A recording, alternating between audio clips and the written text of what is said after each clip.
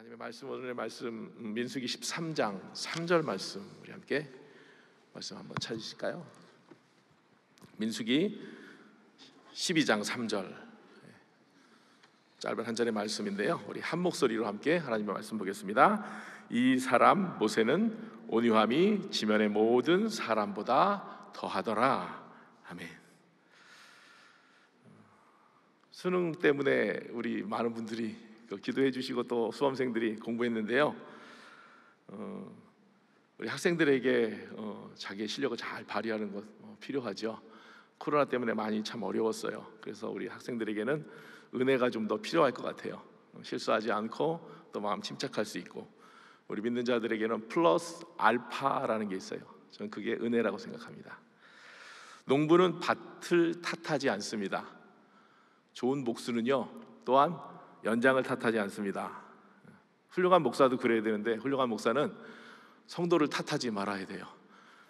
근데 저는 그렇게 훌륭한 목사가 아닌 것 같아요. 그래서 제가 좀 가지고 싶은 게 하나 있습니다. 미덕입니다. 미덕. 덕에 대해서, 그리고 온유함에 대해서. 오늘 모세는 온유함이 지면의 모든 사람보다 더하더라 이렇게 얘기하는데, 모세를 통해서 그리스도인의 미덕과 또 그 미덕인 온유를 좀 배우고 싶습니다. 모세에게 가진 은사가 크게 세 가지로 저는 한번 생각해 봤습니다. 첫 번째가요, 탁월함입니다. 탁월하다. 이 탁월함이라는 뜻은요, 어디서 제가 뽑았냐면 덕, virtue인데 영어 그 그리스 헬라 말로는요 아레테 이렇게 말합니다. 뜻이 뛰어나다, 탁월하다. 영어로는 excellent 그러죠. 이게 덕이에요. 모세는 덕장이었습니다.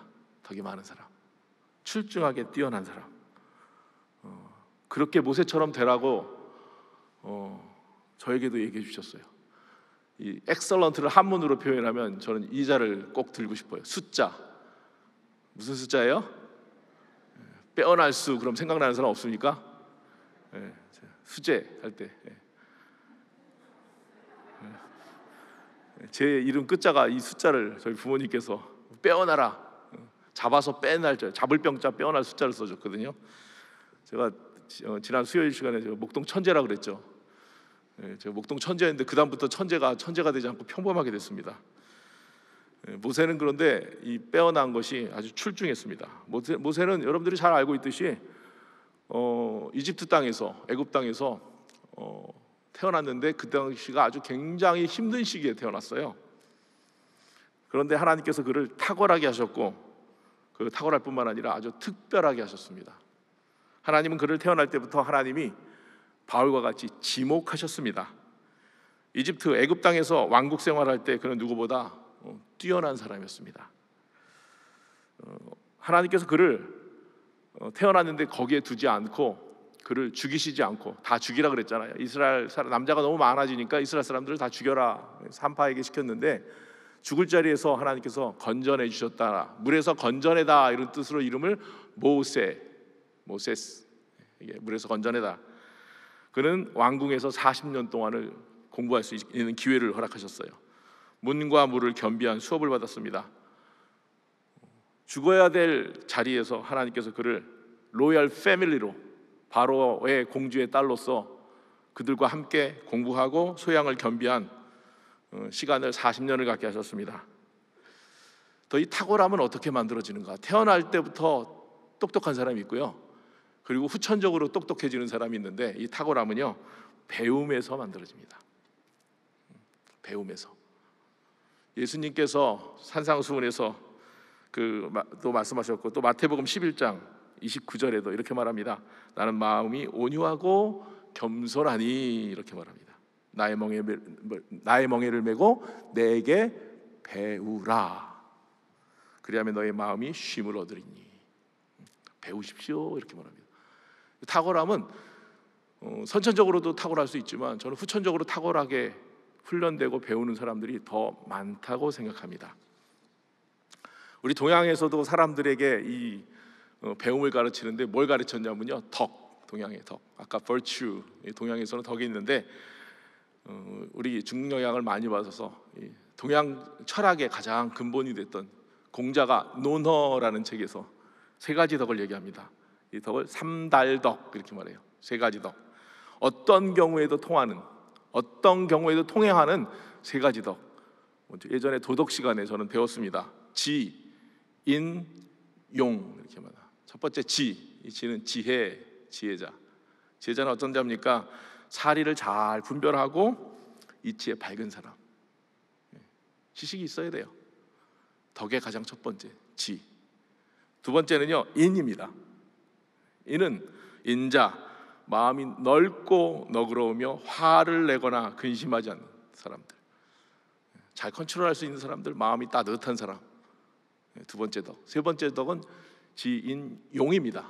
용자, 용맹스럽다. 용맹스러움을 갖춘 사람.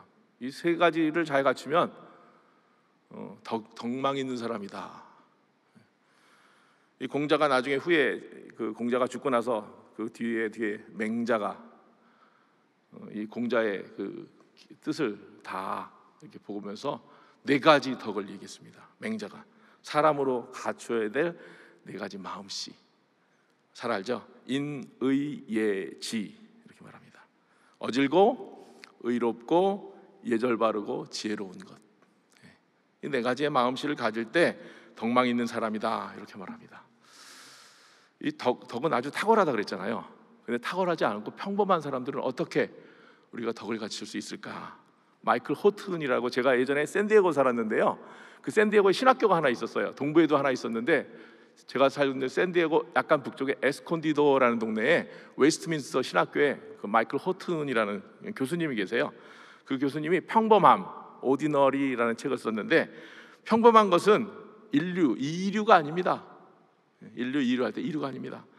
탁월함은 평범함에서 이루어집니다. 이 소리에 내가 5살 천재였는데 다시 탁월해질 수 있겠구나 이런 생각을 갖게 됐습니다. 어떻게 탁월해질 수 있는지 아세요? 탁월함은요 그 목표에 의해서 결정된다. 그 오랫동안 유지하려면 목표의 가치가 뛰어나야 된다. 우리는 어떤 목표를 갖고 있습니까? 우리 하나님의 사람들 아닙니까? 하나님이 우리에게 부르셨어요. 부르신 분이 탁월하기에 부름 받은 자는 탁월해질 수밖에 없습니다. 우리는 분명한 하나님의 목적을 갖고 사는 사람들입니다. 부르심에 응답한 삶에서 우리는 탁월함을 가질 수 있어요. 평범하다고 생각하세요? 아니에요. 우리는 평범한 것 같지만 한 사람 한 사람 하나님께서 우리를 귀한 부름의 자리에 우리를 부르셨어요. 저는 한 번도 평범하다고 생각해 본 적이 없어요. 어렸을 때 저희 부모님이 저는 항상 특별하다고 항상 얘기했어요. 너 특별한 사람이야. 저희 어머니가 저를 결혼하기 전부터 서원하셔서 낳았습니다. 아들 주시면 목사 만들겠습니다. 3년 동안 아기를 못 낳았대요. 그러니까 기도를 더 많이 하셨대요. 아들 주시면 목사 만들겠습니다. 그리고 아들이 태어나니까 아들을 마리아가 예수님을 키우듯이 저희 어머니가 저를 아주 특별하게 늘 얘기하셨고, 저희 아버지가 너는 항상 특별한 사람이야 이 얘기를 귀에 못이 박히게 듣고 살았어요. 그래서 저는 잘 못하는 게 많아도 자존감은 많이 낮지 않은 것 같아요. 항상 잘한다고 하니까, 공부를 못해도 잘한다 그러니까 저는 똑똑하다고 생각했습니다. 이렇게 똑똑하지 않더라고요. 그런데 예수님을 믿다 보니까 나를 부르신 분이 탁월하시구나. 그래서 내가 탁월할 수밖에 없구나 이렇게 말합니다. 생각했습니다. 이 자리에 계신 여러분들도 다 탁월하시길 원합니다. 배움을 통해서 수요 예배만 잘 나와도 탁월해질 수 있습니다. 모세의 두 번째 은사가 있는데요, 강인함이라고 생각합니다. 강인함, 탁월함 다음에 강인함. 꽃 중에 12월에 피는, 겨울에 한겨울에 피는 꽃이 있는데 동백꽃입니다. 동백꽃의 꽃말은요 여러 가지 말이 있는데 기다림, 겸손한 마음, 신중. 겨울에 피는 꽃 중에서 이 추위를 견디고 붉은 꽃망울을 터뜨리는 동백꽃. 오교구에 서기순 권사님 계세요. 그 남편이 학교 국어 선생님인데 아주 유능한 국어 선생님인데 은퇴하셨거든요. 제가 신방을 갔더니 그 서기순 권사님이 저에게 책을 몇 권 주셨는데 그분 그 한상훈 집사님이 진짜 평론가시더라고요. 책 제목이 꽃은 말을 하지 않지만, 근데 동백꽃에 대한 이야기를 해주셨어요. 거기 책 안에 써 있더라고요. 동백꽃. 뭐 여러 꽃 중에서 뒤에 동백꽃이 나오는데 아, 동백꽃이 이렇구나 이렇게 알다가 제가 이 강인함을 설명하면서 가장 추울 때 피는 꽃이 동백꽃인데, 이 동백꽃을 좋아하는 사람이 누구냐면 수녀님 중에서 이혜인, 이분은 수녀님이라기보다 시인으로 더 유명해졌죠. 예, 이제 좀 보여주실래요? 예, 동백꽃 필 때도 질 때도 동백꽃처럼, 이런 시집이 있는데, 이분이 왜 이렇게 동백꽃을 좋아했냐면요, 부산에서 이분이 거의 많은 시간을 지금도 그렇게 보내시는데, 암에 걸렸어도 나중에 끝까지 부산에 살면서, 부산의 동백꽃이 그렇게 예쁜데, 이 부산 살면서 동백꽃이요 질 때도 예쁘고 떨어질 때도 지저분하게 안 떨어지고 딱 그냥 멋있게. 네, 그분의 시 동백꽃과 함께 한번 제가 읽어봐 드리겠습니다. 동백꽃이 많이 피는 남쪽에 살다 보니 동백꽃이 좋아졌다. 바람 부는 겨울에도 따뜻하게 웃어주고 내 마음 쓸쓸한 날은 어느새 곁에 와서 기쁨의 불을 켜주는 꽃. 반세기를 동고동락한 동백꽃을 바라보며 나도 이젠 한 송이 동백꽃이 되어 행복하다. 이혜인 수녀님이 쓴 시가 참 많이 와닿더라고요. 강인함을 느꼈어요. 마지막 유언같이 쓰는, 암에 걸려서 언제 죽을지 모르지만 붓을 꺾지 않고 계속 글을 쓰면서 동백꽃에 대한 이야기를 하면서 꽃이 아주 여린 꽃 같지만 가장 늦게 피는 꽃, 그렇지만 가장 아름다운 꽃. 대부분의 꽃들은 겨울 추위에 떨어 꼭꼭 숨어서 아름다운 자태를 숨죽이고 있을 때 멋지게 피는 꽃이 동백꽃이다. 우리 한상훈 집사님이 그렇게 글을 책에다 쓰셨더라고요.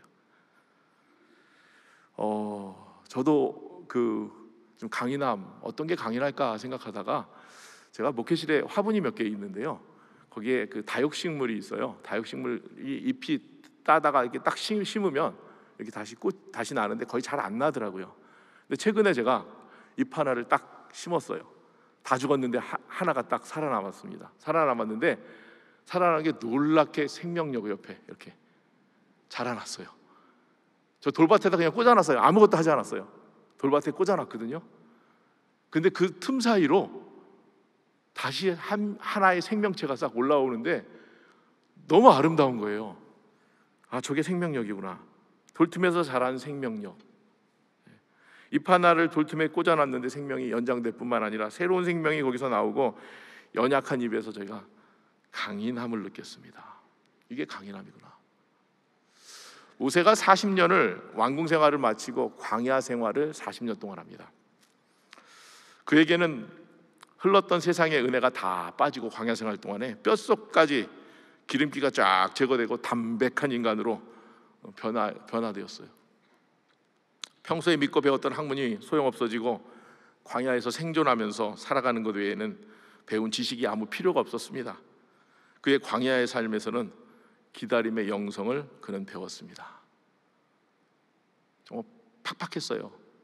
왕궁에서 배운 거 다, 문무가 다 소용없었습니다.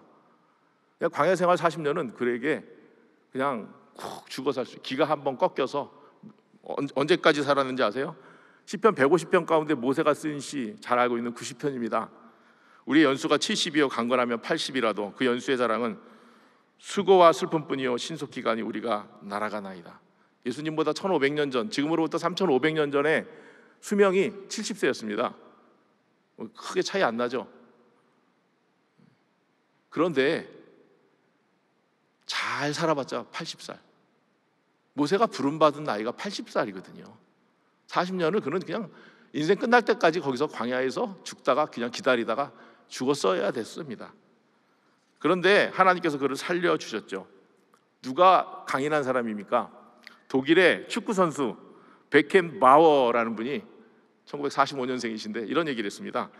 강한 자가 승자가 아니라 승리한 자가 강하다.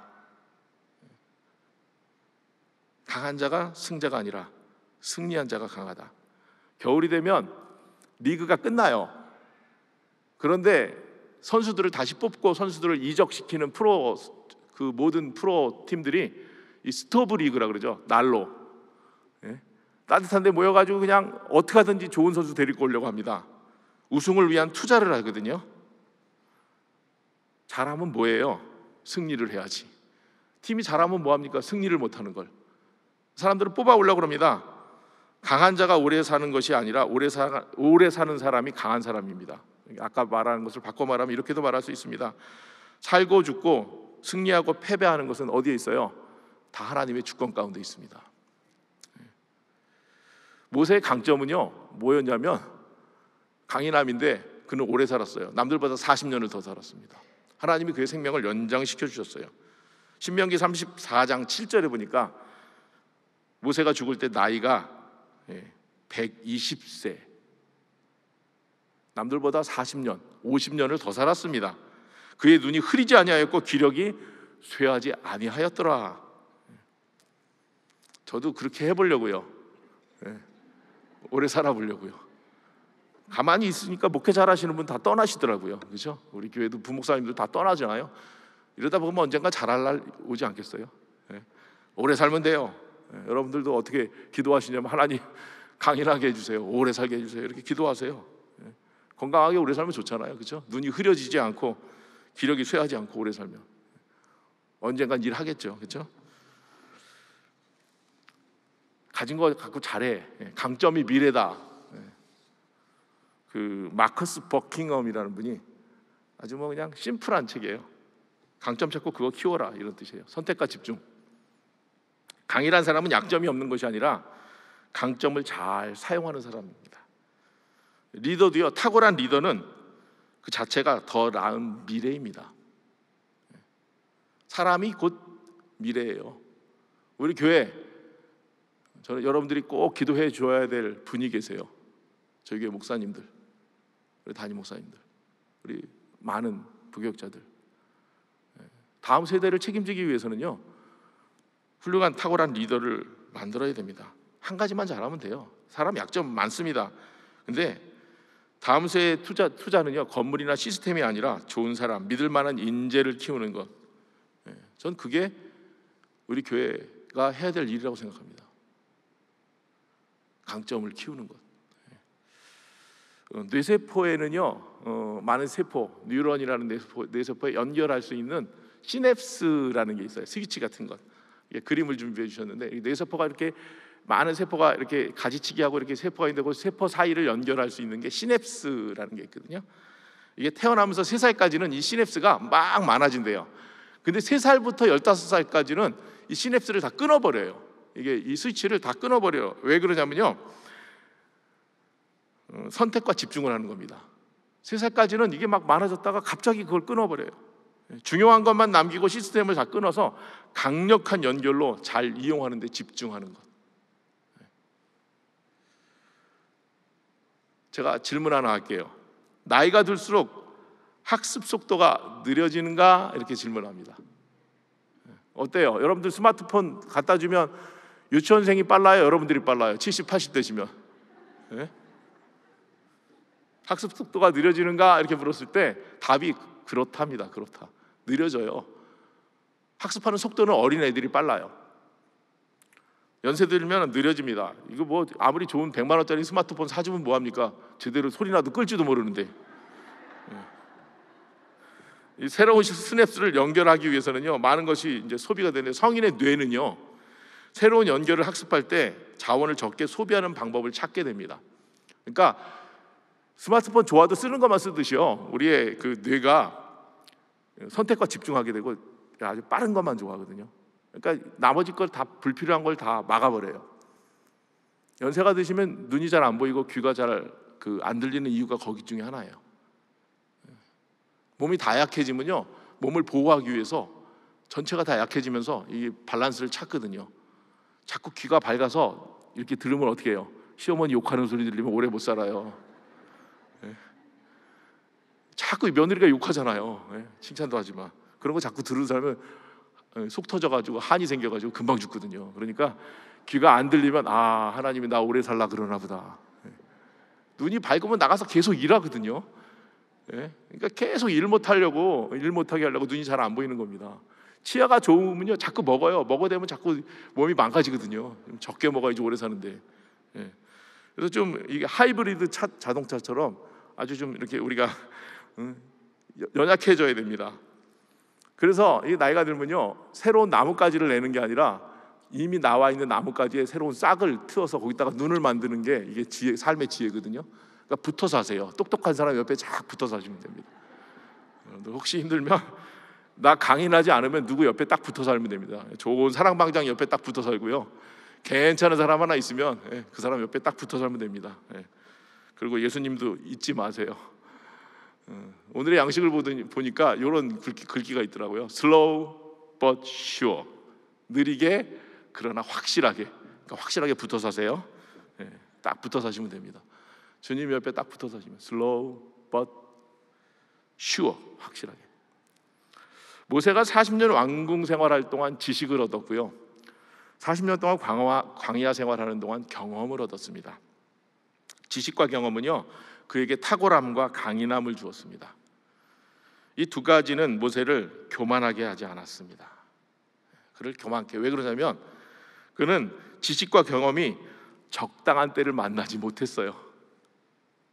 그래서 오히려 겸손과 부드러운 생각, 그것을 배우게 했습니다. 여기서 적당한 때는 뭔지 아세요? 카이로스. 딱 맞아 써야 되는데 그 시간이 안 맞은 거예요. 딱 그 시간에 맞아 써야 되는데. 모세의 강인함은 어디에 있습니까? 저는 모세의 강인함은요, 그의 육체에 있지 않고 소명에 있습니다. 소명감. 환경과 나이가 그를 약하게 만들었지만 소명이 그를 다시 강하게 하였습니다. 살아야 될 이유가 있는 사람은 죽지 않습니다. 믿으세요? 살아가야 될 이유가 있는 사람은 죽지 않습니다. 저는 이 첫 번째, 두 번째를 합쳐서 좀 온유함을 좀 더 보고 싶어요. 세 번째, 온유함. 오늘 본문 말씀 한 번만 더 읽어볼까요? 오늘 본문 시작. 이 사람 모세는 온유함이 지면의 모든 사람보다 더하더라. 예수님께서도 아까 온유하게 내게 와서 배우라 그랬는데, 우리 산상수훈 예수님이 첫 번째 설교하면서 세 번째, 8팔복 가운데 세 번째 이렇게 말합니다. 온유한 자는 복이 있나니 그들이 땅을 기업으로 받을 것이미요. 온유한 사람은 원래 좀 뺏겨야 되거든요. 왜 그러냐면 약삭 파는 사람들이 다 뺏어가잖아요. 온유한 사람은 거의 뺏겨요. 대부분 보면 아무것도 없으니까. 이게 세상의 방식이에요. 가만히 있으면 가만히로 알고 바보로 알아요. 다 뺏기게 돼 있어요. 저는 약삭 빠르거든요. 그런데 제가 지혜 한 가지 있어요. 뺏기고 나면요, 나중에 더 좋은 것이 생기더라고요. 그냥 주세요. 뺏으면 뺏기세요. 땅의 주인이 누구예요? 하나님이십니다. 그것을 얻을 수 있는 것 하나님이 주시면 됩니다. 하나만 더 생각하면 돼요. 빼앗으면 그냥 뺏기세요. 하나님이 더 좋은 거 주십니다. 그런 마음 가지고 살면 조금 여유가 생깁니다. 서양에, 아까 동양의 덕을 얘기했더니 서양에도 덕이 있는데, 이 서양의 덕은요, 소크라테스, 플라톤 이렇게 연결되거든요. 플라톤에게는 네 가지 덕. 추기경 할 때 추자예요. 이 추는 이 중요한 그 우리가 이렇게 경첩같이 있는 그 아주 중요한 주축들 같은 그 네 가지 벌추가 있는데, 사추덕 이렇게 한국말로 부르는데요. 신중, 절제, 용기, 정의. 아까 뭐 신의, 예지 비슷해요. 이게 서양 철학의 근본입니다. 서양에 네 가지 덕이 있어요. 미덕이. 이 네 가지 덕. 요즘에는 동양도 없고 서양도 없고 위도 없고 아래도 없잖아요. 덕이 없어요. 교회도 없고 세상도 없고. 그 사람들이 이 덕이 없어서 참 힘든 세상입니다. 이 덕이 없는 것은 우리나라만이 아니라 미국도 마찬가지예요. 미국 대선 때문에 굉장히 지금 시끄럽습니다. 그렇죠? 승복을 해야 되는데 승복을 안 하잖아요. 이거 부정이다 이러고. 근데 그러고 나니까 이 교회에게 굉장히 부정적인 영향이 서양에서도, 미국 교회에서도. 누가 그러냐면 아무래도 그 정책적으로 보면 트럼프를 기독교인들이 많이 밀었거든요. 그러니까 승복도 안 하고 막 힘들어하니까 너무 힘든 거예요, 목회자들이. 그래서 힘든 목회자 한 분이 팀 켈러 목사님 교회 부목사님으로 계셨던 스캇 솔지라는 분이 책을 하나 썼는데, 온유함으로 답하다 이런. 근데 교회를 부정적으로 보는 세 가지 요소에 대해서 이렇게 얘기합니다. 첫 번째, 교회 다니는 사람 위선적이야. 두 번째, 뭔 이렇게 파가 많아. 장로교, 기독교, 감리교, 성결교, 쪽파, 양파 다 나오잖아요. 그다음에 세 번째, 공감이 부족해요. 기독교인들은 꽉 막혀가지고 공감할 줄 몰라. 이게 이제 우리나라만 문제가 아니더라고요. 예. 그리고 사람들은 세상에 막 화가 났는데 교회에도 똑같이 성도들이 화가 났어요. 화가 나니까 분노로 온유함을 잃어버립니다. 분노로 온유함을 잃어버려요. 교회는 사회에 바람직하지 않은 부분에 있어서 냉소적이고 적대적인 반응을 통해서 주님이 우리에게 주신 은혜와 용서를 제대로 표현하지도 못하고 실천하지도 못합니다. 교회는 아름답고 따뜻한 공간이고 사람들이었는데 이 탄일동 종소리가 들리고 사람들 마음이 푸근해졌는데 사람들의 시선이 변하고 교회를 향한 질타와 벽이 두꺼워진 것이 우리나라만이 아니라 이 미국 교회에서도 아주 심각하게 됩니다. 사람들이 분노에 차 있어요. 이 분노의 시대에 용서와 사랑을 통해서 온유한 시대가 전 있었으면 좋을 것 같아요. 분노를 쉬게 하는 온유함, 주님의 향기를 담아내는 교회. 이거는 미국 교회만이 아니라 한국 교회 그대로 흡사하게 마찬가지로 이렇게 있는 것을 보면서 참 많이 안타까웠습니다. 어떻게 하면 그러면은 좀 나을 수 있을까? 이 미덕을요 순환시켜야 돼요. 순환. 히브리서 10장 24절에 보니까 서로 돌아보아 사랑과 선행을 격려하며. 좋은 권사님 밑에서 좋은 권사님 나옵니다. 좋은 목사님 밑에서 좋은 목사님 나옵니다. 좋은 장로님 밑에서 좋은 장로님 나옵니다. 저희 교회 2년에 한 번씩 정기적으로 임직하는데 저는 우리 원로 권사님들 정말 훌륭하게 잘하셨는데 원로 권사님들이 잘하셔야지 지금 신임 권사님들이 잘해요. 원로 장로님들이 잘하셔야지 지금 시무 장로님이 잘합니다. 원로 목사님 여기 안 계신데 원로 목사님 잘해야지 담임 목사님 잘하고 부목사님 잘해요. 흠잡을 때 별로 없잖아요.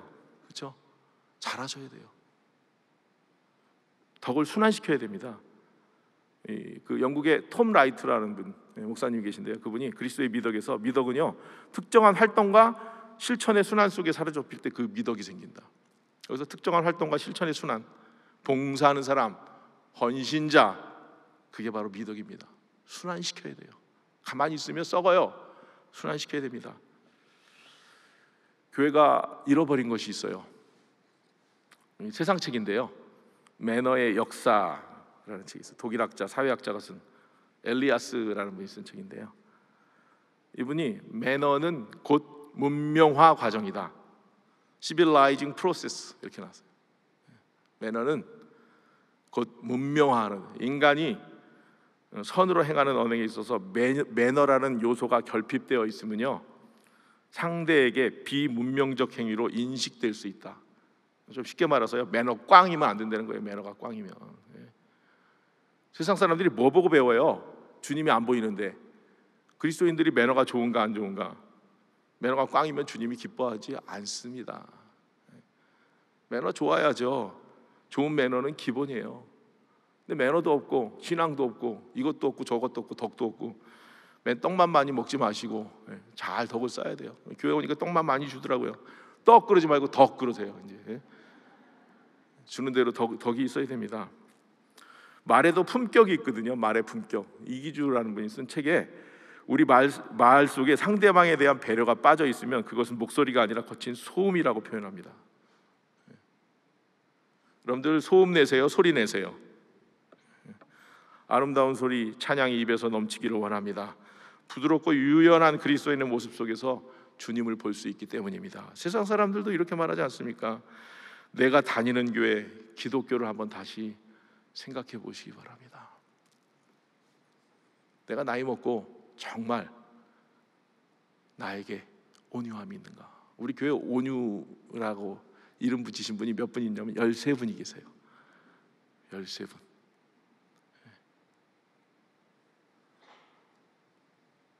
이게 전 참 필요한 시대예요. 온유가.